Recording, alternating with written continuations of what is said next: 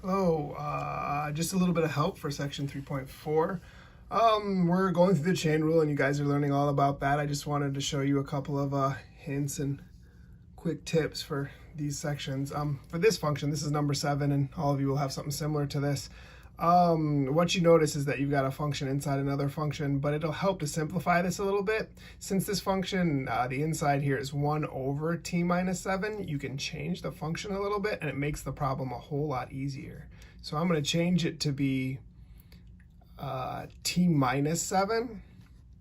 And see, since I'm just taking the reciprocal of this function, right, it's t minus 7 over 1, then I can just change the exponent to be the opposite of what it is. So these two functions are definitely equivalent. I've just written it with a negative exponent instead of a positive exponent, and this just makes the whole process easier. So when I do the derivative, I can, yes, do the power rule.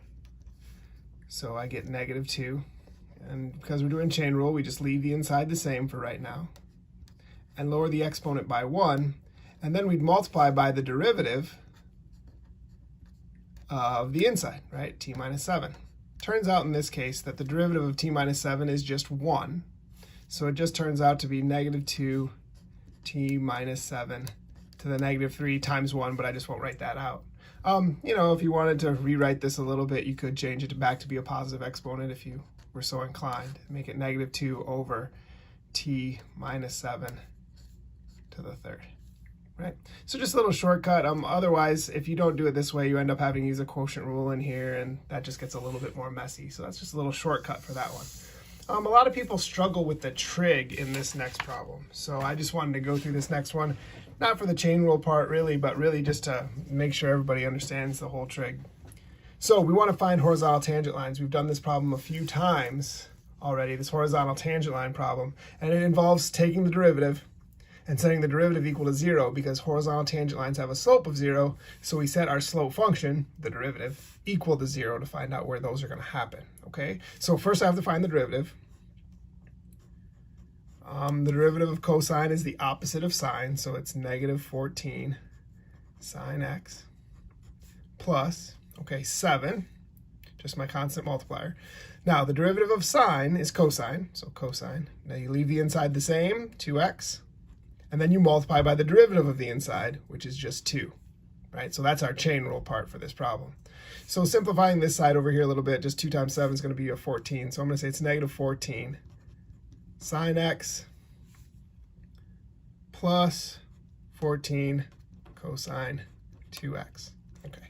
Now, I think what people struggle with the most with here is setting this equal to 0 and solving. So we're going to set this equal to 0, and remember I'm doing that because I'm looking for horizontal tangent lines. Horizontal tangent lines have a slope of 0, so I'm taking my derivative and setting it equal to 0. Well, that makes it nice because one thing I can do is get rid of the 14s, right? We can divide everything by 14 and say this is negative sine x plus cosine 2x is equal to 0, right? Now just taking that and looking at that a little bit, this is what I think gives people trouble, is that we've got these two different trig functions in one equation. And remember, what you want to do is try and change them to the same trig function. So there's this trig identity. One of the cosine double angle formulas tells us that cosine 2x is equal to 1 minus 2 sine squared x. Okay, that's something that you would remember from trig. It's one of those trig identities that you learned a long time ago. Okay, so I'm going to replace cosine 2x with this. So it's negative sine x plus 1 minus 2 sine squared x equals 0, right? Just taking this and replacing the cosine 2x with that. Now what we have is, it's kind of like a quadratic, right? You could change this, changing the signs in the order, right? Multiply everything by negative 1 and change this to 2 sine squared x. I'm multiplying everything by negative 1, so it's making it positive. Then this will be positive 2 sine x minus 1 equals 0, right? So that's me multiplying everything by negative 1 and rearranging the terms a little bit. What you notice here is that you've got a quadratic equation, right? So you can factor this. It's 2 sine x and minus 1 times sine x plus 1. If you multiply all that out, you'll see that you get the equivalent of that. There's lots of ways to solve these. You may remember replacing sine squared x with u squared and sine x with u, right? Replacing sine x with u and then doing it that way.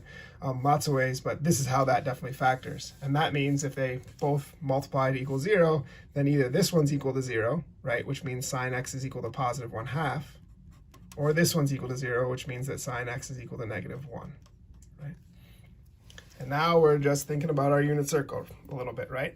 The original problem said we're looking for the ones in between 0 and 2 pi, so this sine x will equal to positive 1/2 in two places along that unit circle, right? X can equal pi over 6, or x can equal, in the second quadrant, x could equal 5 pi over 6, right? This is me just remembering my unit circle stuff. And then, of course, sine x is equal to negative 1 when x is equal to the angle, right? We got to go all the way around to 3 pi over 2. That's where sine x will be equal to negative 1. Okay, so those are all the locations where it happens. Those are the x values. The original problem asks for the points. So for the rest of it, keep in mind that all you have to do is to plug these three values into the original function, right, to find the y values, because they want points. They want x and y. So you plug these back in, back up to our original function, and again, use your unit circle to figure out what those should be equal to. I hope that helps a little bit with the trig for that problem and gets you a good head start on section 3.4.